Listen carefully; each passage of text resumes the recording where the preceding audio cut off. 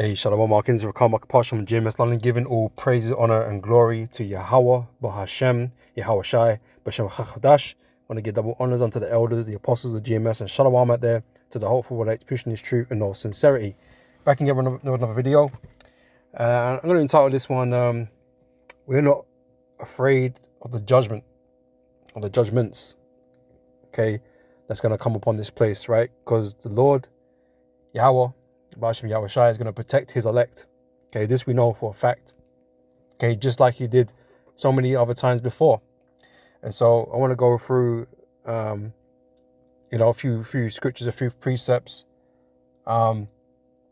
namely, what occurred during our time in Egypt when the Lord delivered us out of the land of Egypt, right? Because the Lord's going to do the same thing all over again in this modern day Egypt. Okay, out of Babylon the Great. Okay, when the Lord is bringing all the plagues and the pestilences, the death, the famine, right? The men of the Lord are gonna come out, right? They're gonna come out, okay, relatively unharmed, right? Because obviously we're gonna go through some pain. Okay, we're gonna have to go through some suffering. It's all part of the prophecy. But the men of the Lord, they're gonna be protected ultimately, and they're gonna come out, okay, while everybody else is receiving the judgment, right? Because that's exactly how the Lord did it, right? So we're gonna go through some of that. All right, Lord, it's not going to be too long. But let me start here in Ecclesiasticus, or Sirach, chapter 2 and verse 10. It says, look at the generations of old and see. Did ever any trust in the Lord and was confounded? Or did any abide in his fear and was forsaken?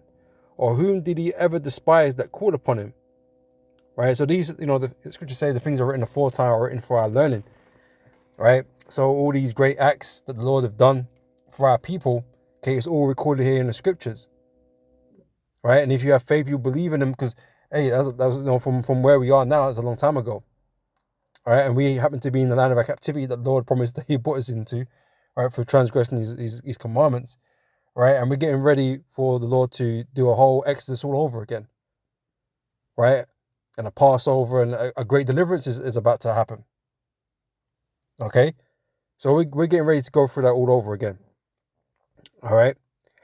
Verse 11 says, for the Lord is full of compassion and mercy, long-suffering and very pitiful, and forgiveth sins. And Lord knows we needed it. Okay, that's why Yahweh Shai did what he did and sacrificed himself upon the cross for our redemption, right? For the forgiveness of sins. Okay, and saveth in a time of affliction. Okay, and we're about to head into which Daniel chapter 12 verse 1 tells us, a time of trouble such as never been before. All right, so we're heading into great tribulation, okay, that we need to be delivered from, okay?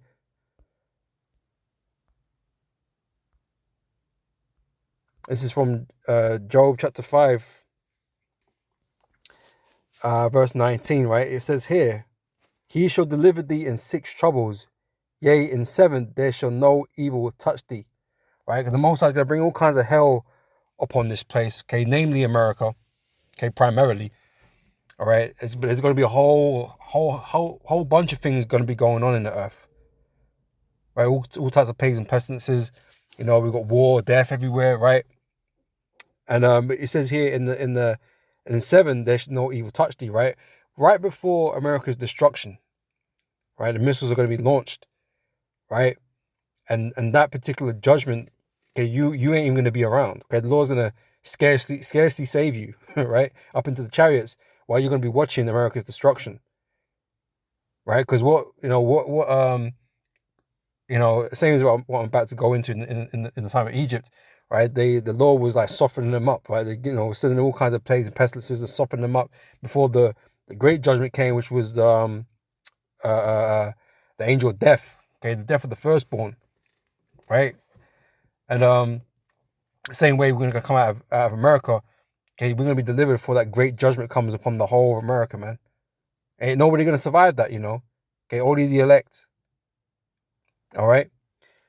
So he says in 7, there shall no evil touch thee, right? And plus we're going to be transformed, right? After that, ain't nobody going to do us no harm.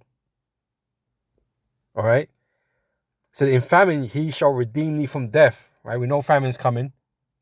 Okay. People are going to be out here starving to death, right? And yeah, we might go a bit hungry now and again. Sure. Right. But the Lord's only going to provide for us, man, and keep us at the jaws of death. Okay. So, and in war from the power of the sword. Okay, because like I said, there's going to be all kinds of craziness, chaos going on around us, man. People killing each other and raiding each other's houses and all these different types of things. Real roguelike, right? And the Lord's going to have to protect us from all of that. Okay? So at destruction and famine thou shalt laugh, neither shalt thou be afraid of the beasts of the earth, right? Yeah, you're going to have all kinds of creatures and beasts roaming the place, tearing flesh. Okay, whether it be dogs, panthers out there in the wild somewhere. You know, these zoo animals, there's a fox going past me right now, right? Man, are going to turn feral, right? Whatever it is, the Most High are going to have these beasts acting up too. The Lord's going to put spirits on them, all right? But as I said, you know, they're going to be ripping people up, but we ain't got to be afraid of all of that, of all these things, right? Because it's not for us, right? It's not for the Lord's elect. Lord, when we got the elect, it's not for the elect, right? So it says, So at destruction and famine thou shalt laugh, neither shalt thou be afraid of the beasts of the earth, for thou shalt be in league with the stones of the field, right? Ain't nobody bothering the stones. People and things, animals just walk by, right? No one attacking a stone, right? They're just gonna go by you, right? Because they've been given another assignment, a different assignment, right? To go tear other particular people up or whatever. Okay, the Lord ain't sent them for you. He hasn't sent them for his elect. All right, so we ain't got to worry about these crazy ass beasts out here. All right.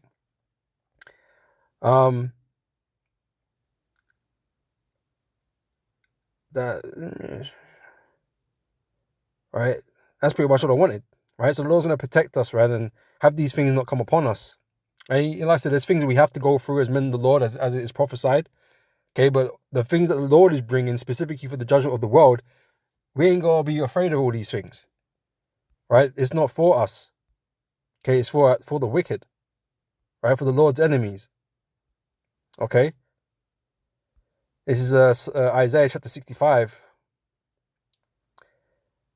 Verse 13 says, therefore, thus saith the Lord God Yahweh, behold, my servant shall eat. Right, so in that time of famine, guess what? We ain't got to worry about finding food. Okay, food is gonna come to us, right? Uber style, Deliveroo, right? The Lord is gonna provide us ways of getting food. You know, where we be traveling and we just happen to stumble across, one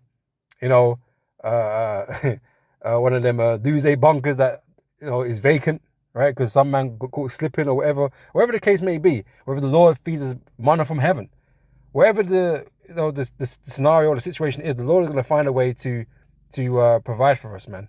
Right? So he said, my servants shall eat, but ye shall be hungry. Those that don't believe, those that are not with the Lord, right, they're going to go hungry, right? Behold, my servants shall drink, but ye shall be thirsty. Behold, my servant shall rejoice, but ye shall be ashamed. Okay, behold, my servant shall sing for joy of heart, but ye shall cry of sorrow of heart, and shall howl for vexation of spirit. Okay, so yeah, it's not gonna go well for the enemies of the Lord, basically. But the elect, they're gonna be cool. They're gonna be all right.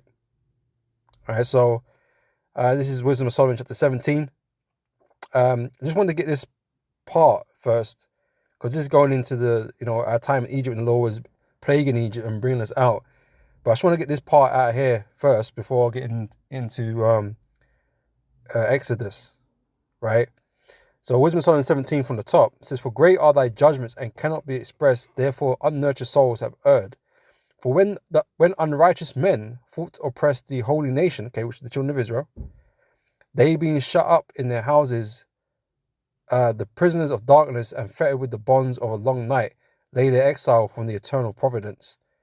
All right. For while they're supposed to lie hidden their secret sins, they were scattered under a dark veil of forgetfulness, being horribly astonished and troubled with strange apparitions, right? So this was a particular plague that happened, which we're going to get, right? Where these guys were in darkness, right? It was in darkness. And in that darkness, man, it was spooky, right? It was spooky. Okay. I'm just thinking, should I read the whole thing? Right? Because really the point I want to get is that these things were happening to our enemies, but it weren't happening to the Israelites. Okay, the Lord's chosen. Okay, these things the heathen, the Egyptians were suffering. Okay, but we weren't suffering these things, man. Right? So the Lord was bringing hell upon Egypt. Right? Just like the Lord's going to bring hell upon this place. Right? But we ain't going to be suffering like you guys will be suffering. We got our own battle to fight. Okay, but you're going to be fighting, falling victim to the Lord's judgments, man.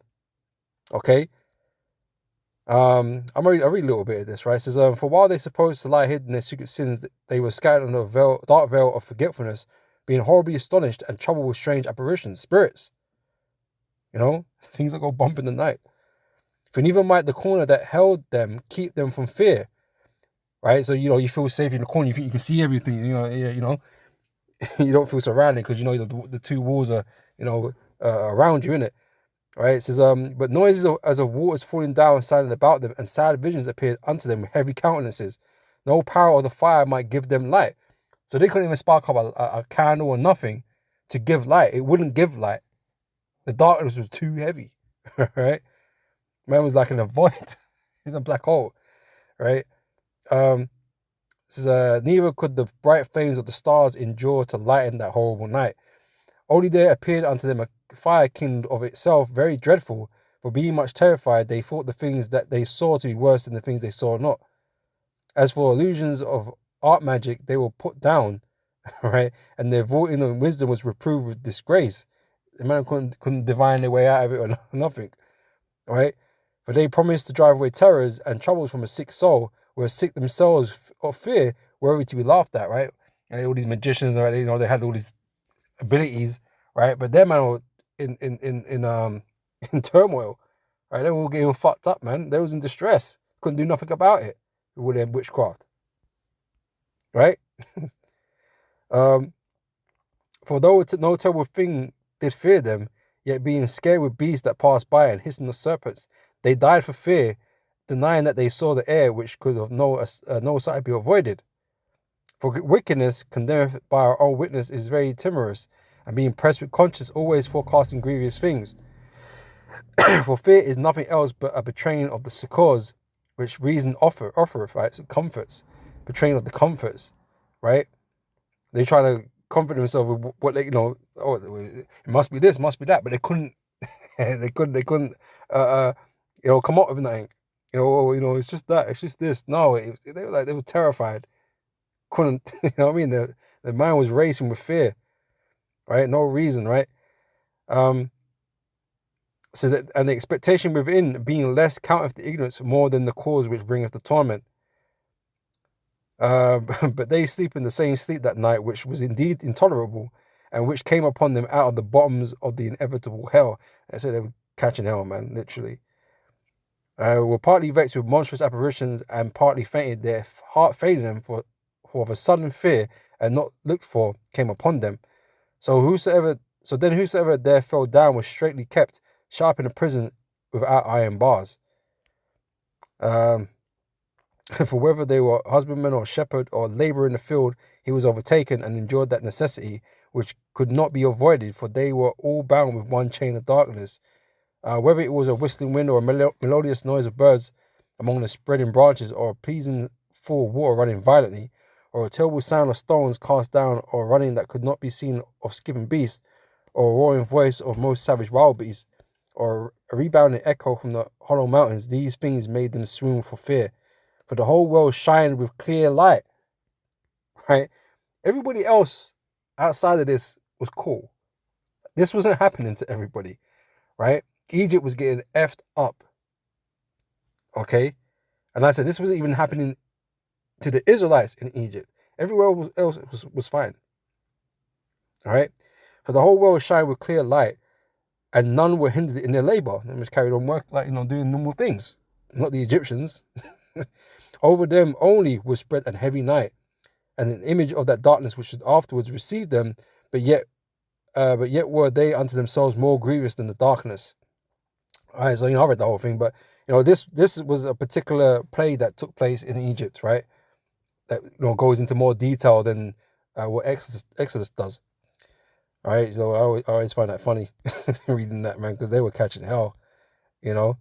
I'll find that quickly. I don't know where it is.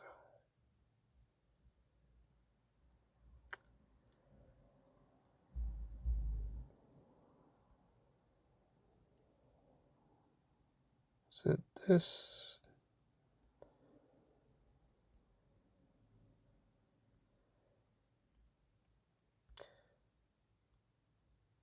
I can't remember which chapter it was in.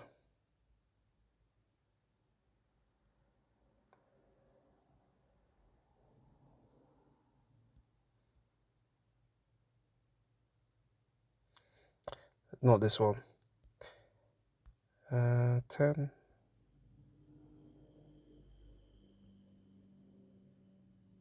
All right, yeah. So that particular incident, plague, happened in Exodus 10. All right, so what does it say here?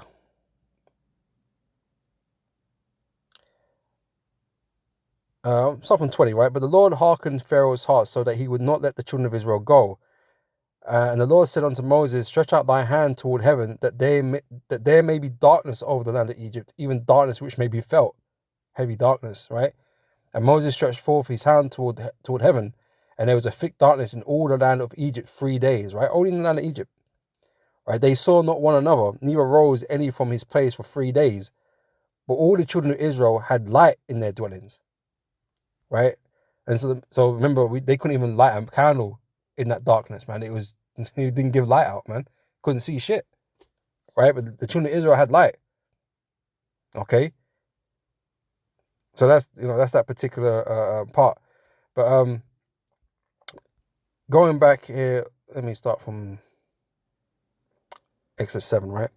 And I'm trying to read bits and pieces of this because there's a lot of chapters that all the plays covers, so you can read that in your own time. Great read. Right? But Exodus chapter 7, let me get from,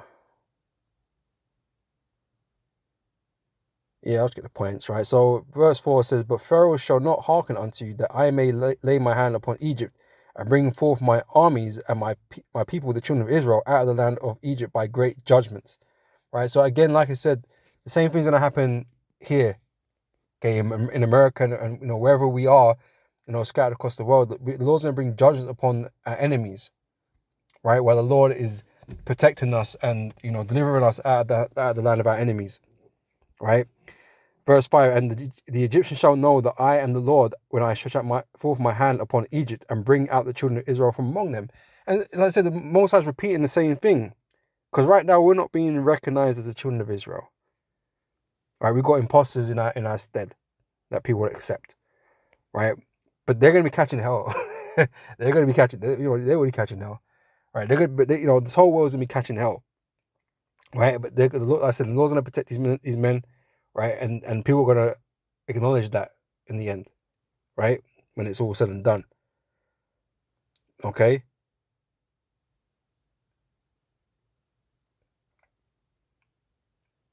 So that, and the Egyptians shall know that I am the Lord Yahweh when I stretch forth my hand upon Egypt and bring out the children of Israel from among them.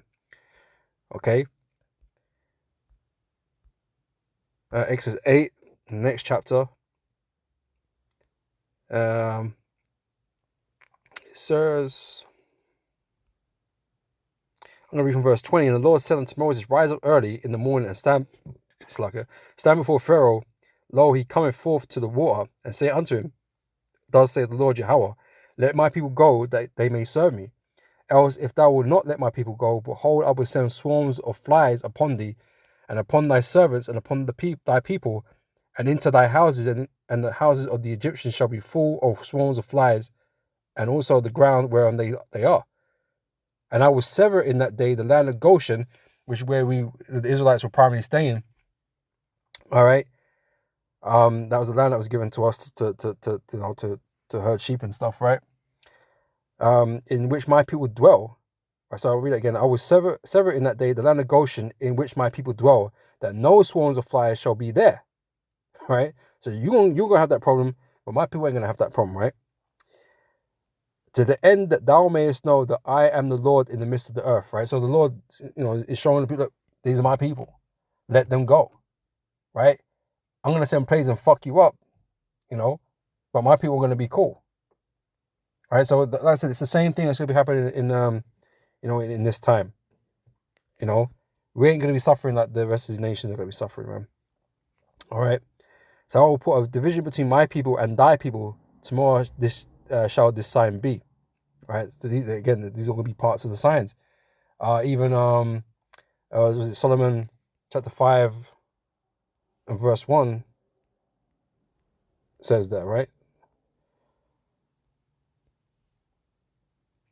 If I remember correctly. Yeah. Then shall the righteous man stand in great boldness before the face of such as have afflicted him and made no account of his labors. When they see it, the signs, i.e. the chariots, right? They shall be troubled with terrible fear and shall be amazed at the strangeness of his salvation, so far beyond all that they look for.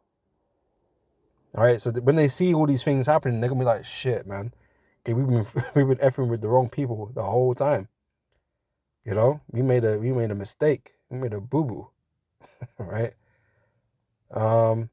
This is Exodus chapter 10, verse 23. All right, so that was the darkness that maybe felt. Oh, okay, we read this, so I'm not going to read that again. Yeah, Israel had light in their dwellings, right? While the Egyptians were in darkness. Exodus 12, right? Oh, why does I feel like I'm missing?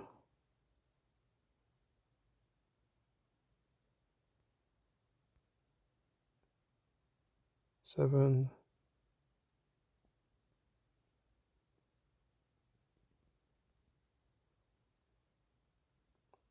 Yeah, I don't think I read this. 9. Yeah, I didn't read this. This is Exodus chapter 9. It's off the top. And then the Lord Yahweh said unto Moses, go in unto Pharaoh and tell him, thus saith the Lord Yahweh, God of the Hebrews, right? Because we are Hebrews, by the way. Okay, we are Hebrews, right? We speak Hebrew, right? That's our language, right? We might not know it to the extent that we used to know it, but the Lord, has given back, understanding of the language, so we can call upon the names of the Lord. That's all prophecy. All right, so yeah, we are Hebrews. What do I want to say? Contrary to what some other camps say or teach, So let my people go that they may serve me. For if thou refuse to let them go and will hold them still, behold, the hand of the Lord is upon thy cattle, which is in the field, upon the horses, upon the asses, upon the camels, upon the oxen, and upon the sheep. There shall be a very grievous murrain, right? And the Lord Yahweh shall sever between the cattle of Israel and the cattle of Egypt, and there shall nothing die of all that is in the children of Israel. Right? Our cattle was going to be fine. They weren't going to die of no sickness, right? But your cattle, your horses, your oxes, and all that stuff, they're gonna die. All right. And the Lord appointed at a set time, saying tomorrow, the Lord shall do this thing in the land. And the Lord did that thing on the morrow, and all the cattle of Egypt died, but of the cattle of the children of Israel died not one. All right. So like I said, these other nations are going to be catching hell, and we're going to be all right. Okay. So that was chapter 9. So yeah, 12 is what now, and this is the Passover, right? This is the last plague that the Lord dealt upon the Egyptians before he let us go, But this is what the Lord did, right? So, Exodus chapter 12, verse 12. So if I will pass through the land of Egypt this night, and will smite at all the firstborn in the land of Egypt, both man and beast, against all the gods of Egypt, I will execute judgment. I am the Lord, right? And the blood shall be to you for a token upon the houses where you are. And when I see the blood, I will pass over you, and the plague shall not be upon you to destroy you. Right. So for this particular one, we had to, sacrifice the lamb and eat this lamb and put the blood on the doorposts and the whole thing, right? And this was going to give us protection, because the Lord's going to, the angel was going to see and like, yeah, this is the house that the Israelites are here. Don't go in there, But every other house, right? The Lord went into, man. and made sure that the firstborn died, right, of the Egyptians, man. Right, but like I said, we don't have to deal with that. We did what we had to do, right? By the commandments of the Lord, we did what we did, right? And so we was protected by the blood of the Lamb, right? Which is Yahweh Shai, right? So we're going to be protected in this time, right? That's why the shedding of Yahweh Shai's blood was important for us because he's the deliverer, he's the savior, right? To give us forgiveness of sins. So the Lord is going to have mercy upon us, man, and not, like I said, the beasts of the field and all these things are just going to go by us, man. And like I said, these are going to be issues and problems that the nations are going to be dealing with. Okay, we're not going to be suffering the same way that they are. All right? Because the Lord's judgment is going to go over us, man. Right? And like I said, affect these other nations. Okay? So he says, and the plague shall not be upon you to destroy you when I smite the land of Egypt. Right? So say the Lord's going to smite this place, right? And America's going to be completely and utterly destroyed by thermonuclear fire. But you ain't going to be, the elect ain't going to be in the midst of that. Right? But jump down to verse 29 now. It says, and it came to pass that at midnight, right, the Lord smote all the firstborn in the land of Egypt. I mean, now it's a funny time, man. Got the doomsday clock, how many minutes is that? Like 2-3 minutes to midnight. And all the destruction is about to let loose. It's a funny time. Just saying. Right? And before the the dawn comes, the darkness, the darkest time, right? Middle of the night. Okay? And then the dawn comes, the light comes up, right? 12th hour, all of that. So, as it says, it came to pass that at midnight the Lord Yahweh smote all the firstborn in the land of Egypt, from the firstborn of Pharaoh that sat on his throne, unto the firstborn of the captive that was in the dungeon, right? Like the prisoners, like what did they do? They were just prisoners. How did they afflict the children of Israel? It didn't matter. It don't matter, right? These nations are not of the Lord. They're not the Lord's people, right? As a nation, you were punished, regardless of your interactions with us, right? Your role in all of this, right? That's why no one's getting off the hook. You people think that you got nothing to, you're not to blame for anything, right? You have more blame on you than you realize, right? And the most I just don't give a F at the end of the day, bro. You're all gonna get it, right? You oppress us as a nation, and you benefited as a nation. You're gonna go down as a nation. It's really as simple as that. Whether you thought you had a hand in it or not, as my grandparents and all this kind of stuff, like, Lord don't care. Okay, you still mistreated these people, man, and that can't. It's unforgivable, right? You ain't gonna be forgotten. It ain't gonna be forgotten, man. Most are gonna judge every last single one of you, man. Okay, with great judgment. That's why this world is going down the pan. All these nations, man, they're fading. All right. So it said, the firstborn of the captive that was in the dungeon, and all the firstborn of cattle, right? Add to the problems, right? And Pharaoh rose up in the night, he and all his servants, and all the Egyptians, and there was a great cry in Egypt, for there was not a house where there was not one dead. Right? It's going to affect everybody, man. Because not everybody's going to die. This, the judgment of the Lord, is going to be bringing. Not everyone's going to die. Everyone in America is going to die, right? But there's the rest of the world is left, right? A lot of people are going to be dying, right? But not everyone's going to die. The rest of you are going to go into slavery, right? Thus saith the Lord. All right, but you're going to be in hurt. You're going to be in a world of pain. All right. A great cry. A lot of bawling, weeping and gnashing of teeth. All right. And it's only at this point that the Pharaoh say, yeah, go in it. You let us go. But we're not waiting for you to let us go. We're not asking you to let us go. Lord is going to take us. Right? We're not going to ask you shit.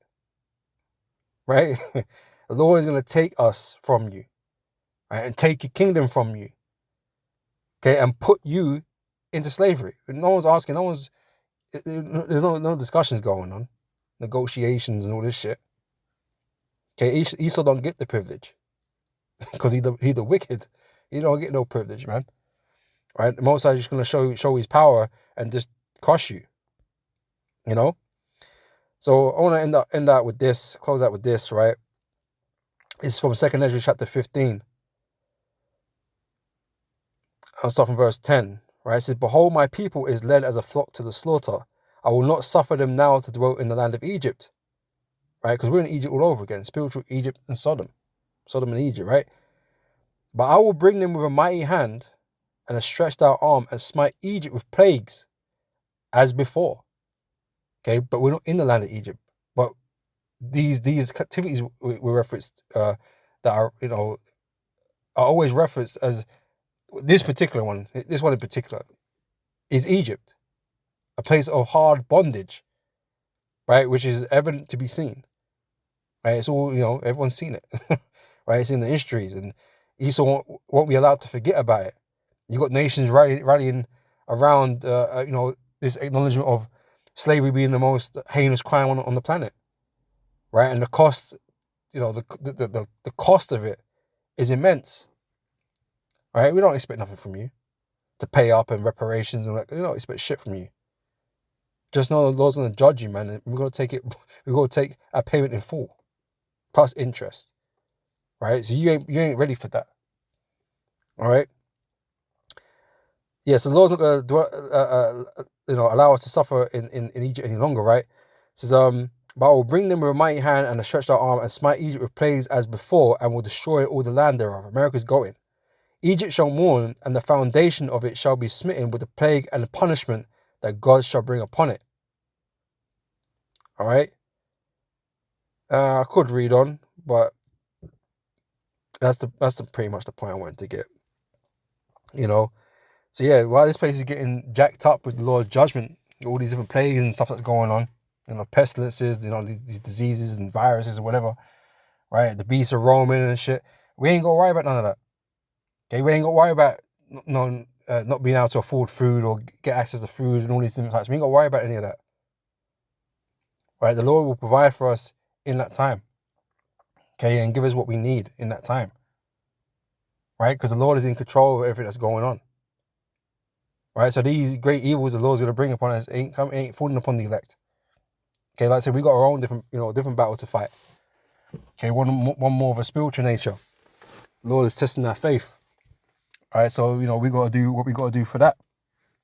You know, and you might your body might perish in the process, but you're gonna be raised up in power, man. So, you know, that's all what we got to deal with, man. But we ain't gonna worry about starving to death and shit. You know, and fighting animals and you know, plagues and pestilences and shit. Right? The Lord's gonna, you know, protect us in that time, man.